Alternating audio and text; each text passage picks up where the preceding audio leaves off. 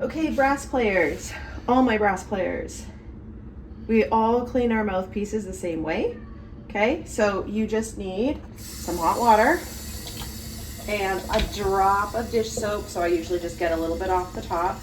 Okay, have it wet, and then I'm going to scrub all the way around the inside of the mouthpiece, around the outside, the shaft.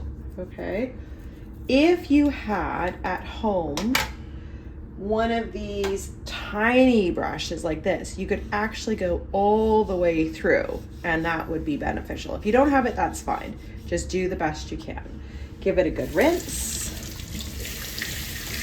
Okay, and then we're gonna set it aside to dry while we use the rubbing alcohol on the rest of our instrument.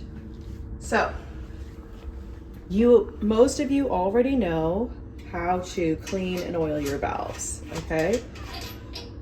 So I pull out, I've got my soft cloth, and I'm going to rub off all of the green and black stuff.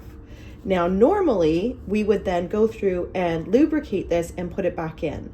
But because we're done for the summer, we're gonna do something different. And I'm going to take one of these bags with a zipper top, okay? And I'm gonna put my valve inside that. Now, if you're a euphonium or a baritone, you have also, just the euphonium, sorry. Euphoniums also have a little spring inside, and we wanna make sure that spring also goes in here. So trumpets, baritones, euphoniums, and tubas, put your valves inside one of these, okay? All three of them, and then you can put that in your case. Euphoniums are also gonna put the screws in there as well. Oops, I need to clean that one off. So we have all three. Once you've got all three done and inside, then you are going to use a bit of rubbing alcohol or an alcohol pad that you use on your wounds to rub down your instrument and make it all nice and shiny again. So you can use these if you want, or you can use a big bottle with just a cotton pad, okay? And you want to rub down all the places that your fingers touched.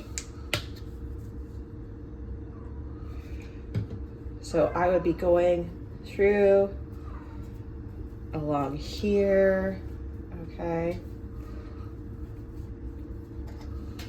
The lead pipe, all over.